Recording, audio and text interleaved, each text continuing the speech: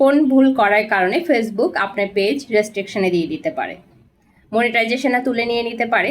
আসলে ফেসবুকের নিয়ম কারণগুলো কি, অ্যাকচুয়ালি ক্রাইটেরিয়াগুলো কি? আমরা তো শুধু বলি এইভাবে ফলোয়ার্স ফিল আপ করতে পারবো, ওয়াচ টাইম ফিল আপ করতে পারবো। অ্যাকচুয়ালি মনিটাইজেশনটা ধরে রাখতে হলে আমাদেরকে কি করতে হবে?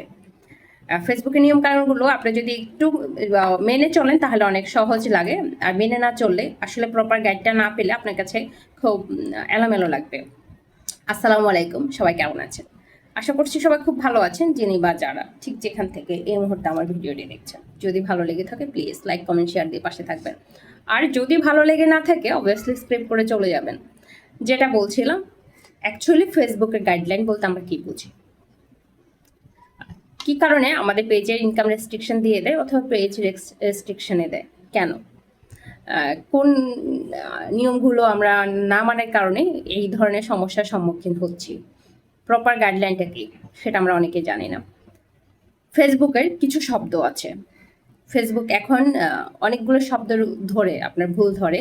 এই শব্দগুলো যদি আপনি একটু ইগনোর করে কন্টেন্টে না বলেন অথবা আপনার পোস্টের টাইটেলে ক্যাপশনে না লিখেন, আশা করছি আপনার কোনো সমস্যা হবে না। সেই সমস্যাগুলো কি? আসলে রেস্ট্রিকশনটা কতদিন থাকে এটা অনেকের প্রশ্ন। রেস্ট্রিকশন অধিকাংশ ক্ষেত্রে 1 মাস 2 মাস পরে তুলে নিয়ে যায়, ইনকামটা চালু হয়, তবে ইস্যুটা অনেক দিন থাকে। ইনকামটা কিন্তু 2-1 মাসের মধ্যে চালু হয়ে যায়। রেস্ট্রিকশন দেওয়ার সময় অবভিয়াসলি ওরা আপনাকে জানিয়ে দেয় কত দিনের জন্য দিয়েছে। কখনো ওরা 1 মাসের জন্য দেয়, কখনো 2 মাসের জন্য দেয়, কখনো 3 মাসের জন্য দেয়। এটা কিন্তু ওরা জানিয়ে দেয় নোটিফিকেশনে। ওই শব্দগুলো কি? আমি শব্দগুলো বলছি না, তবে সিমিলার যে শব্দগুলো হতে পারে। যেমন ধরেন আপনি জব প্রলোভন দেখাচ্ছেন, ধরেন আপনি টাকা পয়সা অর্থনৈতিক লোভ দেখাচ্ছেন, এগুলো কিন্তু ফেসবুক দেখে, এবং ফেসবুক এগুলো কিন্তু ওদের বিশাল টিম, এগুলো সবসময় চেক করে ওরা। এই ধরনের মানুষকে অনেকটা প্রলোভন দেখানো, লোভ দেখানো, ফেক কোনো ইনফরমেশন দেওয়া, এগুলোর কারণে কিন্তু আপনার পেজে রেস্ট্রিকশন চলে আসতে পারে। তো যারা যারা কন্টেন্ট আপলোড করছেন ওনারা মূলত ওয়াচ টাইম ফিল আপ করা কোনো ব্যাপার না। আমার মনে হয় কি জানেন, আপনার নিয়মিত লেগে থাকলে ওয়াচ টাইম আপনার এনি হাউ ফিল আপ হয়ে যায়, কারণ ফেসবুক পেজে ফলোয়ার্স এবং ওয়াচ টাইমগুলো বাড়তে থাকে, কমতে থাকে না।